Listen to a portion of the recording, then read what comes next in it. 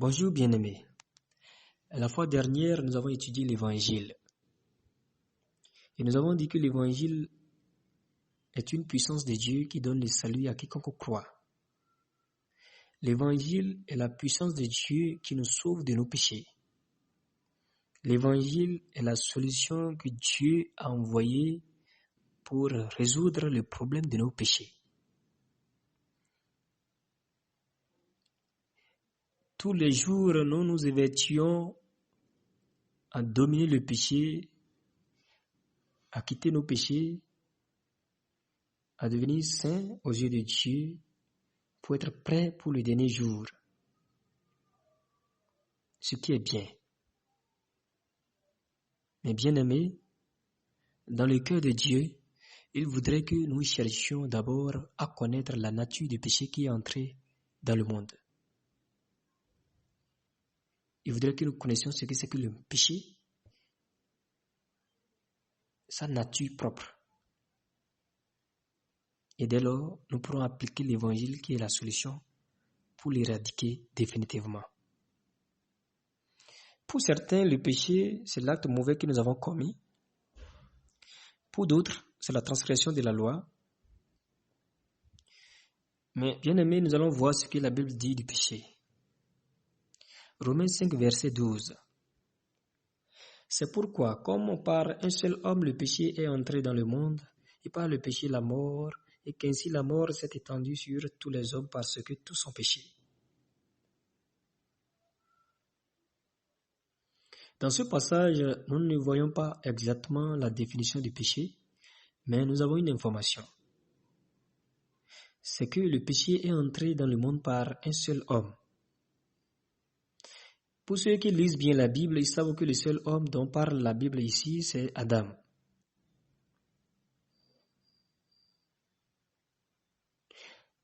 Le péché est entré dans le monde par Adam, ça veut dire que le péché au début n'était pas dans le monde. Le péché était hors du monde. Mais un jour, le péché est entré dans le monde par Adam.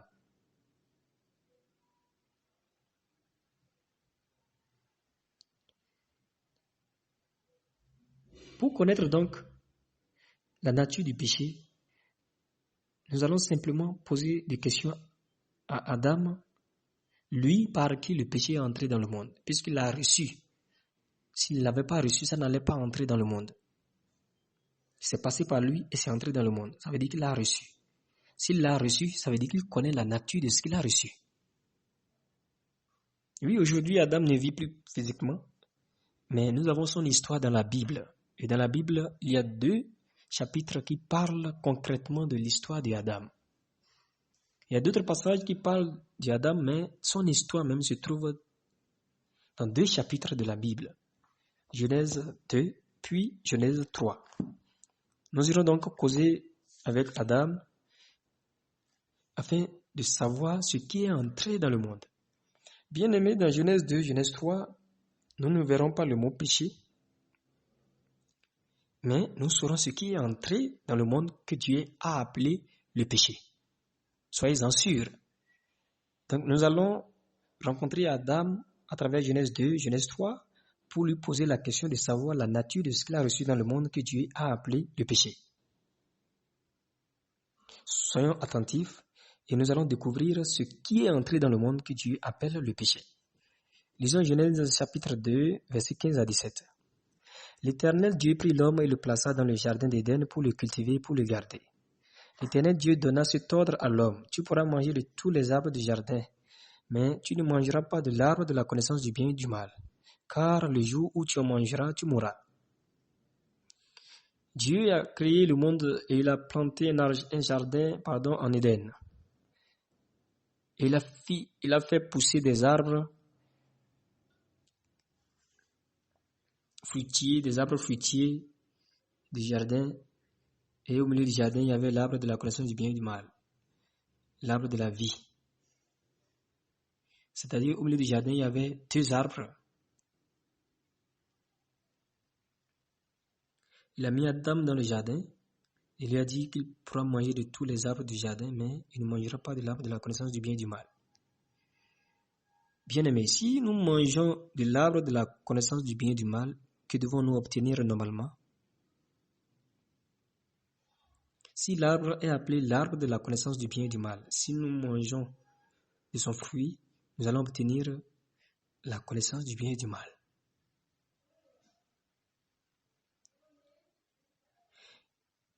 Mais ça paraît un peu bizarre que Dieu refuse à Adam de manger de l'arbre de la connaissance du bien et du mal. S'il mange de l'arbre de la connaissance du bien et du mal, il doit obtenir normalement la connaissance du bien et du mal. Nous souhaitons que nos enfants arrivent à distinguer le bien du mal, afin qu'ils arrivent à bien vivre dans la vie. Mais Dieu ne voulait pas que Adam et Ève connaissent le bien et le mal. Pour quelle raison? C'est qu'au début, Dieu seul connaissait le bien et le mal. Adam et Ève étaient neutres. Pour agir, Adam et Ève devaient poser d'abord des questions à Dieu. Seigneur, pouvons-nous faire telle chose? Et le Seigneur devait répondre, oui, faites-le, c'est bien. Seigneur, pouvons-nous faire une telle autre chose? Oui, c'est bien, faites-le. Seigneur, pouvons-nous aller à droite? Cette fois-ci, ce n'est pas bien pour vous, ne faites pas. Dieu dirigeait Adam et Ève à 100%. Il a fait ainsi afin de les diriger à 100%. C'était là le plan de Dieu. Dieu a dit, le jour où tu mangeras de l'arbre de la connaissance du bien et du mal, tu mourras. Ça veut dire quoi? Adam, le jour où tu connaîtras le bien et le mal, tu mourras.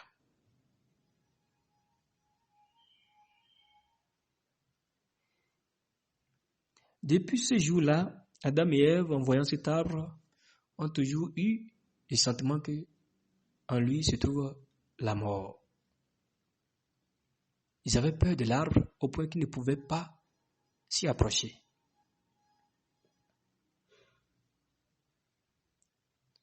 Mais avec le temps, nous avons constaté que Adam et Ève ont mangé ce fruit. Ils voyaient que c'était un arbre qui donne la mort. Et qu'est-ce qui s'est passé? Adam et Ève ont mangé le fruit de l'arbre de la connaissance du bien et du mal. Quand nous lisons dans le chapitre 3, en son verset 22, chapitre 3 de Genèse, verset 22, l'Éternel Dieu dit, « Voici, l'homme est devenu comme l'un de nous pour la connaissance du bien et du mal. Empêchons-le maintenant d'avancer sa main, de prendre de l'arbre de vie, d'en manger et de vivre éternellement. » Ça veut dire que Dieu et Adam sont devenus mêmes. L'homme est devenu comme l'un de nous pour la connaissance du bien et du mal. C'est-à-dire, Adam et Ève ont mangé le fruit. D'où ils ont connu le bien et le mal comme Dieu. Dieu les a renvoyés du jardin, afin qu'ils n'aillent pas manger de l'arbre de vie et de vivre éternellement.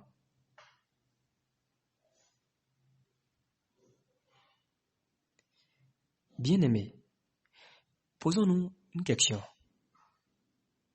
Comment se fait-il que ce qui donne la mort et dont Adam et Ève étaient conscients a pu être mangé par eux? Qu'est-ce qui s'est passé? Qu'est-ce qui s'est passé? Je vais vous conter une histoire de la Bible. J'espère que vous connaissez bien celui qui a livré Jésus. Vous connaissez bien celui qui a vendu Jésus. Dans votre cœur, vous êtes en train de dire que c'est Judas, n'est-ce pas? Mais je ne suis pas totalement d'accord avec vous. Lisons Jean chapitre 13.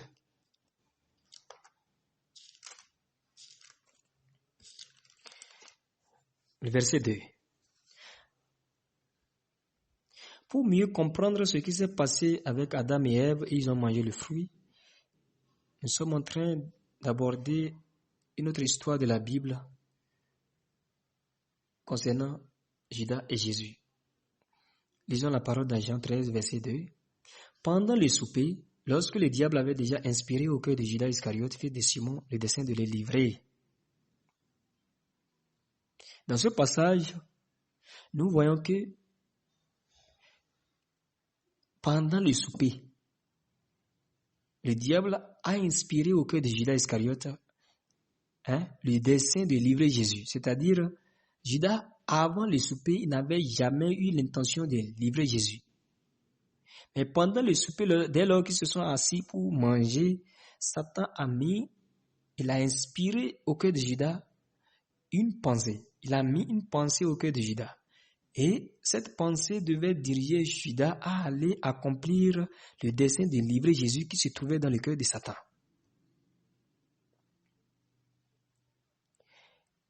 Et cette pensée, Judas pensait que c'était sa propre pensée. Il a pensé que c'était sa propre pensée.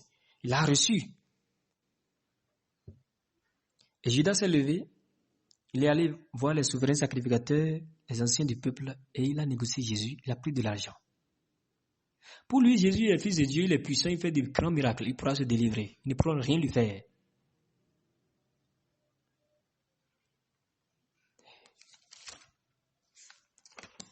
Oui, nous voyons que Judas a livré Jésus.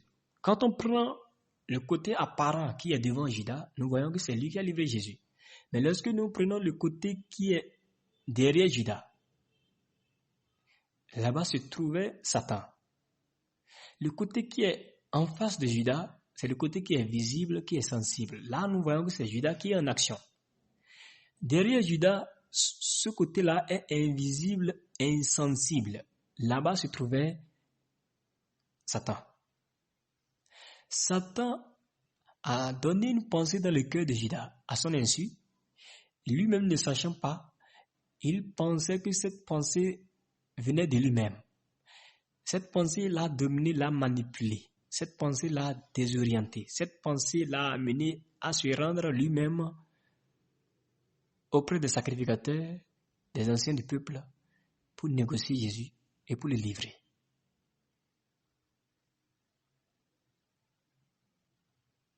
Pensant que Jésus est puissant, il va se délivrer. Mais lorsque nous lisons Matthieu chapitre 27,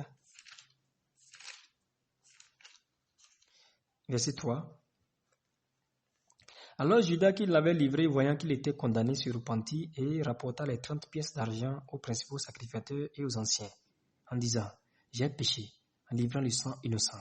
Ils répondirent, que nous importe, cela te regarde. Judas jeta les pièces d'argent dans le temple, se retira et alla se pendre. Judas, lorsqu'il a vu que Jésus était condamné à mort, il s'est repenti, c'est-à-dire il a regretté. À la vérité, la repentance de Judas, si elle était une vraie repentance, cette repentance-là devait le conduire au salut. Mais comme c'était une fausse repentance, plus tard nous allons aborder la question de repentance et vous saurez ce que c'est qu'une vraie repentance et une fausse repentance. Comme c'était une fausse repentance, il a regretté. Il a regretté. Et dans son cœur, il voulait rencontrer les souverains sacrificateurs pour faire en sorte que Jésus soit relâché. Du coup, il a rapporté les 30 pièces d'argent en leur disant qu'il a péché en livrant le sang innocent. Pour Judas, il a péché. J'ai péché. J'ai livré le sang innocent. Mais ils répondirent, que nous importe, cela te regarde? C'est-à-dire, nous étions tranquilles quand toi-même tu t'es levé et tu es venu nous voir. C'est toi qui as péché. Cela ne nous regarde pas. Ça te regarde toi seul. Pour Judas, c'est lui qui a livré Jésus. Pour les souverains sacrificateurs, c'est Judas qui a livré Jésus. Mais pour Dieu, c'est Satan qui a livré Jésus. Comprenez-vous? Oui, à travers ces passages, nous réalisons que Judas n'avait pas l'intention de livrer Jésus au début. Mais il a reçu cette pensée de Satan et cette pensée l'a dirigé à aller faire la volonté de Satan. Judas lui-même n'a pas remarqué qu'il était dirigé par Satan. Il s'est vu lui seul. il s'est condamné lui-même au point de se suicider. Ça veut dire que Judas est mort dans son ignorance. Pour Dieu, ce n'était pas Judas qui a livré Jésus. Est-ce que vous comprenez? Beaucoup de fois, nous nous sommes accusés en voyant nos actes, pensant que ce sont nos actes que nous commettons chaque jour qui font de nous des pécheurs aux yeux de Dieu. Ce n'est pas ainsi. Pour Dieu, le péché même s'est trouvé en nous depuis Adam, c'est-à-dire nous l'avons hérité. Amen. Nous allons retourner à l'histoire de Adam et Ève. Nous allons bien comprendre. Rappelons-nous que nous sommes en train de rechercher ce qui est entré dans le monde qu'on appelle le péché. Lorsque nous retournons à l'histoire d'Adam et Ève, dans le livre de Genèse chapitre 3, nous allons lire du verset 1 à 6. J'espère que nous avons bien compris tout ce qui s'est passé avec Judas et il a livré Jésus, n'est-ce pas? Nous avons conclu que c'est Satan qui a livré Jésus. Voilà. Ici, nous allons voir que c'est similaire. Lisons à partir du verset 1. Le serpent était le plus rusé de tous les animaux des champs que l'Éternel Dieu avait fait. Il dit à la femme, Dieu a-t-il réellement dit, vous ne mangerez pas de tous les arbres du jardin? La femme répondit au serpent, nous mangeons du fruit des arbres du jardin. Mais quant au fruit de l'arbre qui est au milieu du jardin, Dieu a dit, vous n'en mangerez point et vous n'y toucherez point, de peur que vous ne mouriez. Alors le serpent dit à la femme, vous ne mourrez point. Mais Dieu sait que le jour où vous en mangerez, vos yeux s'ouvriront et que vous serez comme des dieux connaissant le bien et le mal. La femme vit que l'arbre était bon à manger et agréable à la vue, et qu'il était précieux pour ouvrir l'intelligence. Elle prit de son fruit et en mangea. Elle en donna aussi à son mari qui était auprès d'elle, et il en mangea. Bien-aimé, ici le serpent a rendu visite à la femme dans le jardin. Savez-vous qui est le serpent? Nous allons vérifier Apocalypse chapitre 20.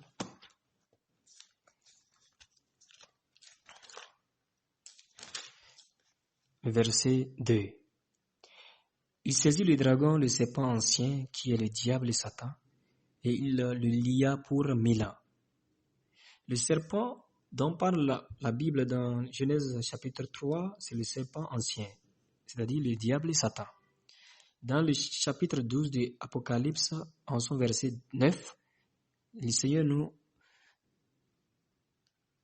élucide encore cela, en disant, et il fut précipité, le grand dragon, le serpent ancien, appelé le diable et Satan, celui qui séduit toute la terre. Il fut précipité sur la terre et ses anges furent précipités avec lui.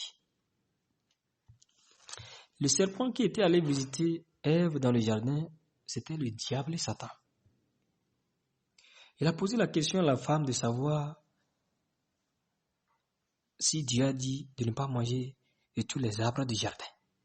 Et la femme a répondu, nous mangeons du fruit des arbres du jardin, mais quant au fruit de l'arbre qui est au milieu du jardin, Dieu a dit, vous ne mangerez point et vous ne toucherez point, de peur que vous ne mouriez. Alors le serpent dit à la femme, vous ne mourrez point. Et Satan a renversé automatiquement ce que Dieu a dit. Vous ne mourrez point. Mais Dieu sait que. C'est-à-dire, il a parlé à Ève comme s'il connaissait exactement ce qui était dans le cœur de Dieu. Mais Dieu sait que le jour où vous en mangerez, vos yeux s'ouvriront et que vous serez comme des dieux connaissant le bien et le mal. Écoutez bien, de façon préméditée, la pensée qui est servie ici à la femme est déjà préparée par le serpent. Il a déjà tout préparé. Et il est venu, il a servi cette pensée à Ève. Dieu sait que le jour où vous en mangerez, vos yeux s'ouvriront, c'est-à-dire tes yeux sont fermés actuellement, et que vous serez comme des dieux, connaissant le bien et le mal. Actuellement, tu ne connais pas le bien du mal.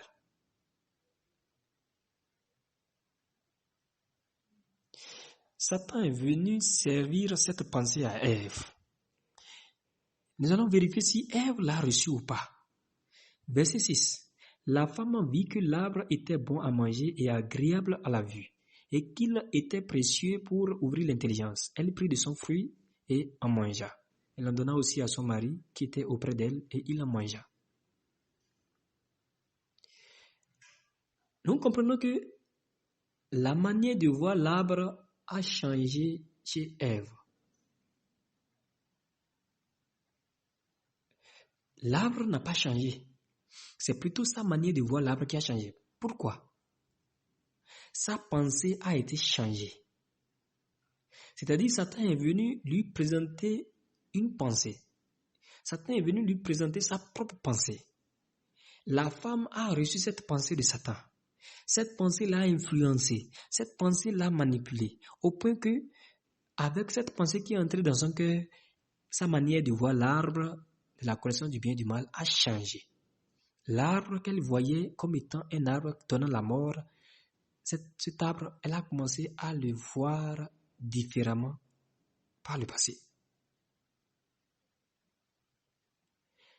Elle a commencé à voir que l'arbre était bon à manger, agréable à la vue, qu'il était précieux pour ouvrir l'intelligence.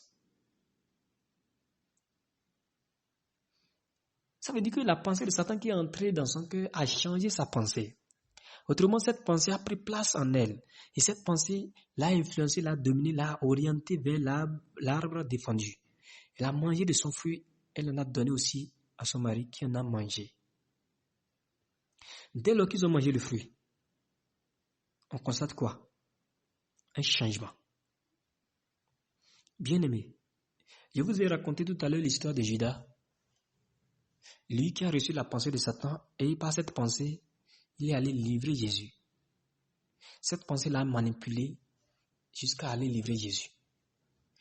En examinant ici, point par point, qu'est-ce que nous comprenons? Qu'est-ce qui est arrivé à Ève? Elle est allée manger le fruit et elle en a donné à son mari.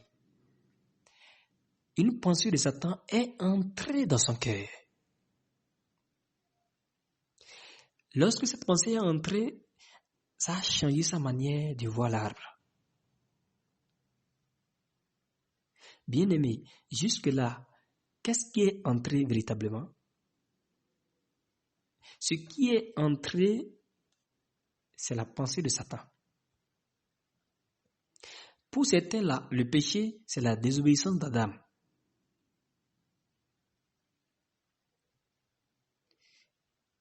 Pour d'autres, le péché, c'est ce qu'ils commettent eux-mêmes. Mais selon la Bible, le péché dans ce passage, ce n'est ni la désobéissance d'Adam, ni ce que nous commettons. Mais le péché, c'est ce qui est entré. La pensée de Satan qui est entrée dans le cœur d'Adam et Ève. Dès que cette pensée est entrée dans leur cœur, ils ont été dirigés par cette pensée à aller désobéir à la parole de Dieu. Dieu a dit, vous ne mangerez point. Si cette pensée n'était pas entrée dans leur cœur, ils ne seraient jamais dirigés à l'arbre. Parce qu'ils avaient peur de cet arbre-là auparavant. La pensée de Satan les a dirigés à aller désobéir. Ça veut dire que le péché est ce qui est entré, et ce qui est entré, qui est la pensée de Satan, qui les a influencés, les a dirigés maintenant à aller désobéir. Ça veut dire que la désobéissance de Adam et Ève est un fruit de ce qui est entré dans leur cœur. Amen. Ça veut dire que la désobéissance d'Adam et Ève est le résultat de ce qui est entré dans leur cœur. C'est-à-dire le résultat du péché qui est la pensée de Satan entrée dans leur cœur. Et Dieu a dit, si vous mangez, vous mourrez. Ça veut dire que lorsqu'ils ont mangé le fruit, devant Dieu, ils sont morts. Autrement, la pensée de Satan entrée dans leur cœur a engendré comme fruit la désobéissance. Et ensuite, la désobéissance a donné pour conséquence la mort. Nous allons chercher à savoir comment ils sont morts. D'accord? Dieu a dit, si vous mangez, vous mourrez. Comment sont-ils morts? C'est ça que nous allons chercher. Nous avons vu clairement que le péché qui est entré dans le monde c'est la pensée de Satan. Vous comprenez? Retenons clairement cela et cela va nous aider dans le processus de l'étude. Je vais vous conter une histoire pour vous expliquer comment Adam et Ève sont morts devant Dieu. Et il y avait un père qui possédait 2 enfants, l'aîné et le cadet. Il les a élevés dès l'enfance, ils ont grandi à ses côtés. Lorsqu'ils étaient enfants, il leur faisait toutes choses. Ils voyaient que tout ce que le papa leur faisait était plaisant. Mais dès lors qu'ils ont grandi, le cadet a commencé par voir d'une autre manière. Un jour, il a dit à son papa, « Papa, pourquoi tu veux toujours me reprocher? Pourquoi tu veux toujours intervenir dans ma vie de cette manière? Pourquoi tout le temps tu ne fais que me mépriser? J'ai quand même grandi, je connais déjà ce qui est bon de ce qui est mauvais. Je peux diriger ma vie. Mais c'est trop, c'est trop. Père, d'abord, j'ai résolu en mon cœur me séparer de toi. Et tous ces problèmes vont prendre fin. Et je sais que je vais réussir. Mais avant de partir dans ce pays étranger, je veux que tu me remettes la part de bien qui doit me revenir. » Le père n'a pas cherché à se discuter avec lui, mais le père lui a remis la part de bien qui devait lui revenir. Et il s'en est allé. Il est allé dans ce pays étranger. Il a fait la vie avec les prostituées, les adultères. Il a été allé de bar en bar, de buvette en buvette, de restaurant en restaurant, de boîte de nuit en boîte de nuit. Il a gaspillé tout ce qu'il avait en poche. Au moment où tout finissait dans sa poche, une grande famine commençait dans le même pays. Il a commencé à se chercher. Normalement, lorsqu'il a rencontré ce problème de manque et de famine, il devait retourner à son père, n'est-ce pas? Mais savez-vous qu'est-ce qu'il a fait? Il a commencé à chercher des jobs. Il a commencé à chercher de boulot pour s'en sortir. Il croyait encore en lui-même. Quand on lit dans Jérémie chapitre 2, verset 13, Dieu dit quelque chose. Nous allons lire. « Car mon peuple a commis un double péché. Ils m'ont abandonné, moi qui suis une source d'eau vive, pour se creuser des citernes crevassées, qui ne retiennent pas l'eau. » Dieu parle d'Israël, n'est-ce pas? Il dit, mon peuple a commis un double péché. Ça veut dire que Dieu veut citer les 2 péchés, c'est pourquoi il a mis 2 points. Le premier péché, ils m'ont abandonné, moi qui suis une source d'eau vive. Et le deuxième péché, pour se creuser des citernes crevassées, qui ne retiennent pas l'eau. Dieu qu'ils ont abandonné, c'est Dieu qui est une source d'eau vive. Normalement, lorsqu'ils l'ont abandonné, et en chemin, ou bien étant séparés de Dieu, ils ont commencé à sentir la soif, et ils n'ont plus de l'eau. Ils devaient retourner à Dieu, à leur Dieu qui est une source d'eau vive. Parce que là, l'eau ne tarit jamais. Mais bizarrement, ils ont cherché à se creuser des citernes crevassées. Des citernes qui ne retiennent pas l'eau. C'est-à-dire, ils ont commencé à chercher à se donner la vie. Ils ont commencé à se chercher des solutions. Dieu dit que si nous sommes séparés de lui à cause du péché, et que nous voulons trouver le problème au péché, nous devons retourner à lui. Si nous retournons à lui, il va nous donner la solution. Mais qu'est-ce que les hommes font? Bien qu'ils soient tombés dans le péché, ils cherchent à se sauver du péché.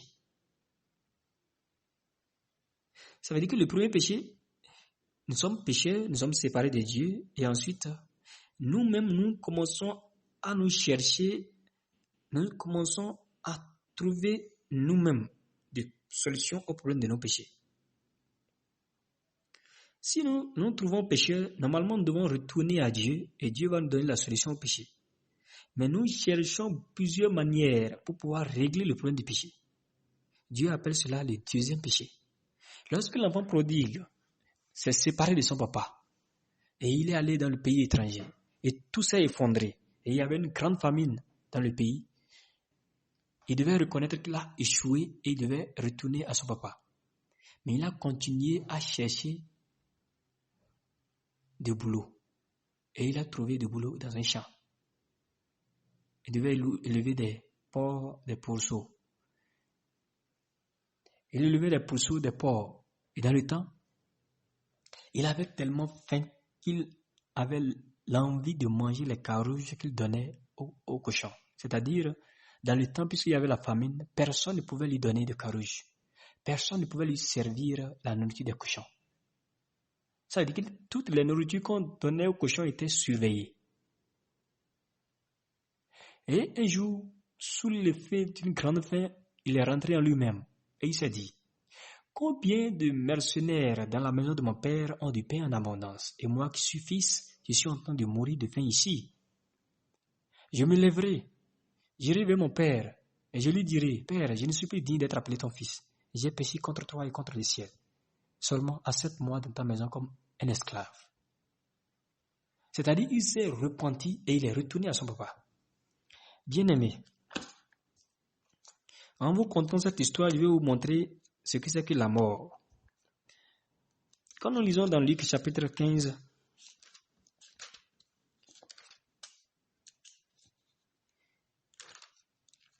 verset 24, la parole du Seigneur dit ceci. Car mon fils que voici était mort et il est revenu à la vie. Il était perdu et il est retrouvé. Et ils commencèrent à se réjouir. Lorsqu'il revenait à son père, il avait d'autres pensées. Mais dès lors que le père l'a vu de loin, il a couru, il est allé se jeter à son cou, il l'a baisé. Il a ordonné qu'on lui mette la plus belle robe, qu'on lui mette au doigt l'anneau, qu'on tue le veau gras. Et ensemble, la réjouissance a commencé. Et tous les gens se sont affairés. Et ils sont venus dans cette concession. Et le père a ouvert la bouche en disant, car mon fils que voici était mort et il est revenu à la vie. Il était perdu et il est retrouvé. Et il commençait à se réjouir. Ici, le père a utilisé deux expressions. La première expression, car mon fils que voici était mort et il est revenu à la vie. La deuxième expression, il était perdu et il est retrouvé.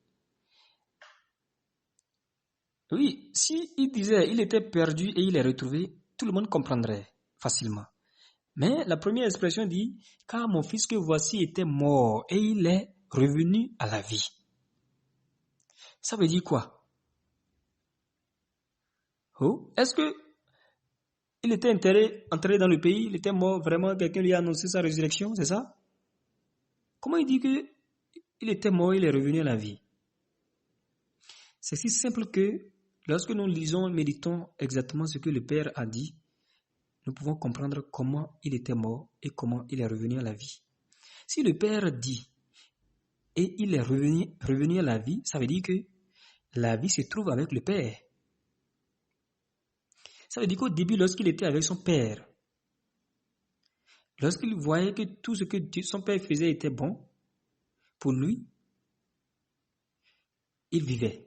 Mais dès lors qu'il a connu, qu'il connaît déjà ce qui est bon, de ce qui est mauvais, et qu'il peut diriger sa vie, il a eu le cœur de se séparer de son père automatiquement. Cette séparation l'a conduit dans un pays étranger. Ça veut dire que le fait de se séparer de son père signifie qu'il est mort. Et maintenant qu'il est revenu à son père, il est revenu à la vie. Donc nous pouvons dire que la mort spirituelle, c'est la séparation entre le père et l'enfant prodigue. Cette histoire ne s'est produite dans aucun pays dans le monde, dans aucun pays. Mais c'était une parabole que Jésus-Christ a instituée pour nous expliquer la relation entre Dieu et l'homme tombé dans le péché. Le Père signifie Dieu et l'enfant prodigue signifie nous qui sommes tombés dans le péché. Bien aimé, ici nous avons compris clairement comment le pécheur qui n'est pas avec Dieu, qui est séparé de Dieu, est mort, n'est-ce pas? À travers cette histoire, nous pouvons savoir comment Adam et Ève sont morts devant Dieu. Dieu a dit, si vous mangez du fruit, vous mourrez. C'est-à-dire, le jour vous connaîtrez le bien et le mal, vous mourrez. Satan est venu les tromper et il a servi sa pensée. Ils ont reçu cette pensée-là. Ils ont mangé le fruit. Dès lors qu'ils ont mangé le fruit, ils ont connu en même temps le bien du mal. Et en même temps, ils ont commencé à se diriger. Adam a vu qu'ils étaient nus et que ce n'était pas bon. Il devait se couvrir la nudité. C'est ça qui était bon. Mais rester comme cela était mauvais. Adam a commencé à se cacher. Se cacher était bon. Rester comme auparavant était mauvais. Cette connaissance a commencé à travailler dans le cœur d'Adam et Ève. Du coup, ils se sont séparés de Dieu. Et quand Dieu est arrivé dans le jardin, Dieu a commencé à crier, « Adam, Adam, où es-tu » Il a dit que c'est que j'ai entendu ta voix, je me suis caché. Et Dieu lui a demandé, « Est-ce que tu as mangé du fruit au sujet duquel je t'ai défendu d'en manger? Qui t'a dit que tu es nu ?» Il dit, c'est la femme que tu as mise auprès de moi, qui m'a donné, j'en ai mangé. Et la femme dit, c'est le serpent qui est venu et il m'a séduite et j'en ai mangé. Vous savez, Adam ne pouvait pas comprendre exactement que la pensée de Satan a bouleversé sa vie.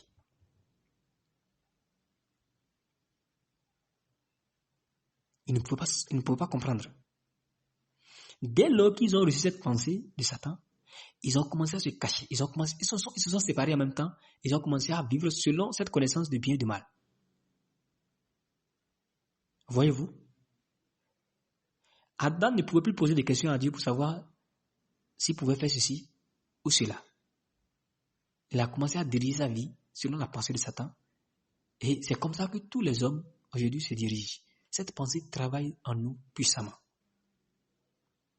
La pensée de Satan travaille puissamment en nous.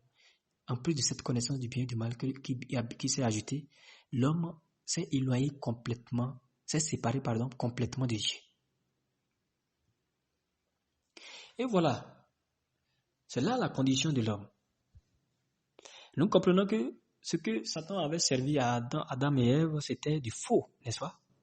Il lui avait dit, ils seront comme des dieux, ils seront. Cette pensée qu'il lui avait servi, c'était du faux, c'était un mensonge. Ils l'ont reçu. Si nous comparons l'homme à un arbre, l'arbre est composé de racines, de troncs, de branches, et pas au moment de fruits, n'est-ce pas? Si nous comparons l'homme tombé dans le péché à cet arbre, nous allons comprendre exactement ce qui se passe dans le cœur de l'homme, en esprit. Depuis que la pensée de Satan est entrée dans le cœur de l'homme, l'homme ne fait que produire les fruits du péché. L'homme ne fait que produire les fruits du péché, qui n'est rien d'autre que la pensée de Satan, que nous avons hérité d'Adam. Tous les jours, même si l'homme ne veut pas mentir, il ment. Même s'il ne veut pas se fâcher, il se fâche. Même s'il ne veut pas faire le mal, il fait le mal. Même s'il a une grande ambition de faire le bien continuellement, il arrive que le même homme qui décide cela fait le mal et garde tout. Quand nous lisons Romains chapitre 7, verset 14, la Bible dit ceci, « Nous savons en effet que la loi est spirituelle, mais moi je suis charnel, vendu au péché. » La loi est spirituelle, c'est-à-dire la loi est esprit, la loi est venue de Dieu, la loi est sainte, la loi est pure. Mais moi, je suis charnel, je suis poussière. Et étant poussière, je suis vendu au péché. Ça veut dire que le péché est mon maître. Je ne ferai que la volonté de mon maître. Même si je veux faire du bien, si mon maître me dirige à faire le mal, je ferai le mal. Paul dit dans le verset 15, « Car je ne sais pas ce que je fais, je ne fais point ce que je veux et je fais ce que je hais. » S'il dit « je ne sais pas ce que je fais », ça veut dire qu'il est devenu fou. Je ne fais point ce que je veux et je fais ce que je hais. Ça veut dire qu'il a la volonté de faire quelque chose qu'il veut. Mais bizarrement, il fait le contraire. Nous ne voulons pas nous mettre en colère contre nos frères, contre nos femmes, contre nos enfants. Nous ne voulons pas nous mettre en colère contre nos frères. Nous ne voulons pas mentir. Nous ne voulons pas voler l'argent de quelqu'un. Mais lorsque nous allons marcher en vendant, ou bien dans les affaires, rapidement pour voler l'autre, c'est rapide, n'est-ce pas? Pour voler l'autre, c'est rapide. Bien que nous ne voulions pas faire le mal, nous faisons le mal. Bien que nous ne voulions pas accomplir ce que nous haïssons, il arrive que nous l'accomplissons. Pourquoi? Nous sommes vendus au péché. Le péché nous dirige. Verset 16. Oh, si je fais ce que je ne veux pas, je reconnais par là que la loi est bonne. C'est-à-dire, la loi n'a aucun défaut, mais moi, je suis pécheur. Comme je suis pécheur, je ne peux que faire du mal. L'arbre qui est mauvais ne peut que produire de mauvais fruits. Mais l'arbre qui est bon produit uniquement de bons fruits. Dieu est bon, lui seul produit de bons fruits. Mais moi, je suis mauvais arbre parce que le péché se trouve en moi, je produis les fruits du péché. Bien-aimé,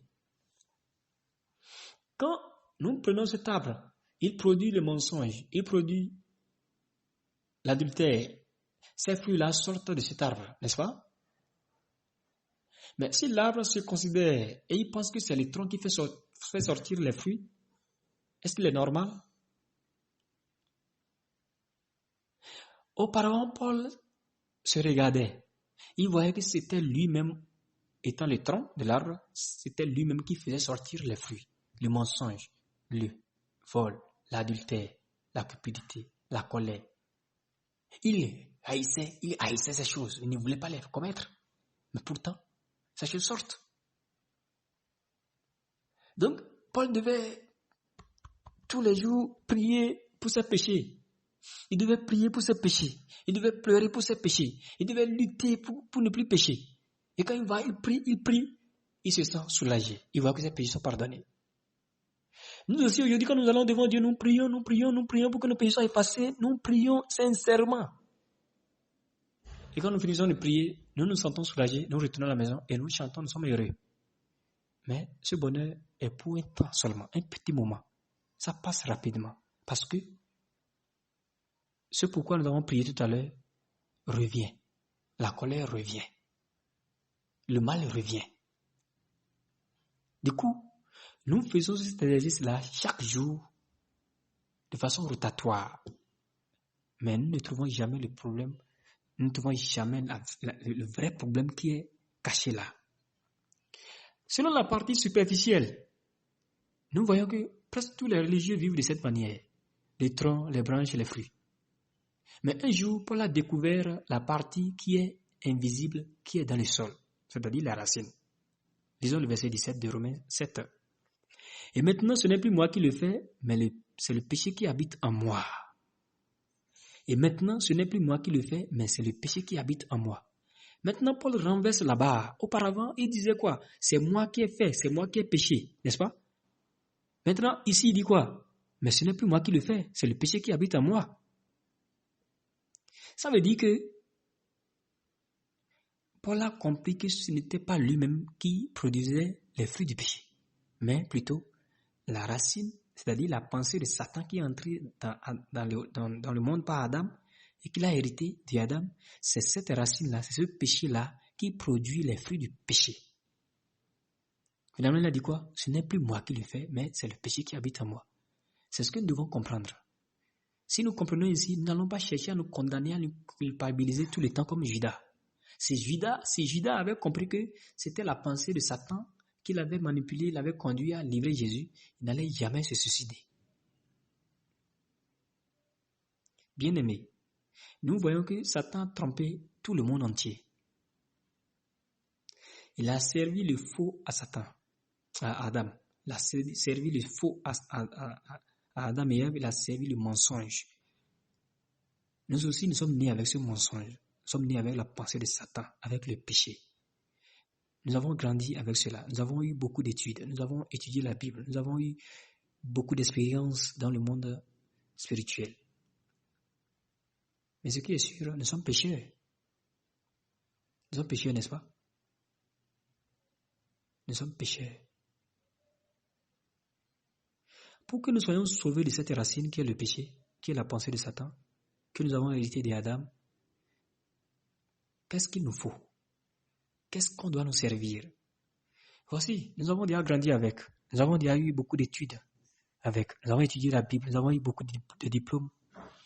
Nous sommes devenus peut-être prédicateurs, évangélistes, pasteurs, bishops, évêques, archevêques, prêtres, papes, ou bien nous sommes devenus patriarches même dans le monde spirituel.